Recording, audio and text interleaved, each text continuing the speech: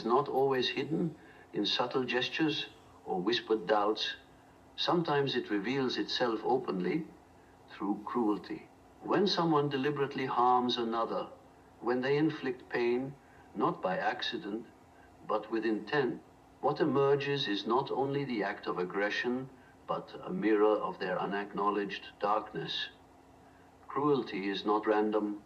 It is a manifestation of what lies beneath the surface of a person's psyche, a discharge of what they refuse to accept within themselves.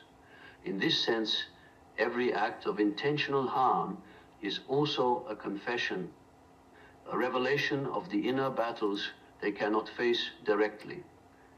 Cruelty is the externalized language of the shadow. Instead of turning inward to examine their own fears, insecurities, and inadequacies, individuals project these denied aspects outward, targeting others. This is why cruelty so often feels personal, but is rarely about the victim.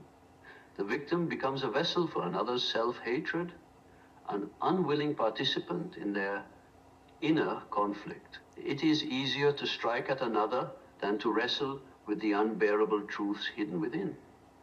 When a person insults, mocks, or manipulates, they are not just expressing disdain for the other, they are exposing the unresolved fractures of their own soul. The shadow seeks expression. If denied recognition, it forces its way through destructive actions. When people hurt others on purpose, what they are truly doing is disowning their own darkness, thrusting it onto someone else. They find temporary relief in this act, as though the cruelty can exorcise what they cannot integrate. Yet this relief is short-lived. The cycle repeats because the shadow cannot be destroyed by projection. It only grows darker and more demanding when ignored. Every cruel word, every calculated act of harm is evidence of an unintegrated inner life that has been banished but not silenced. Cruelty also carries with it a strange intimacy.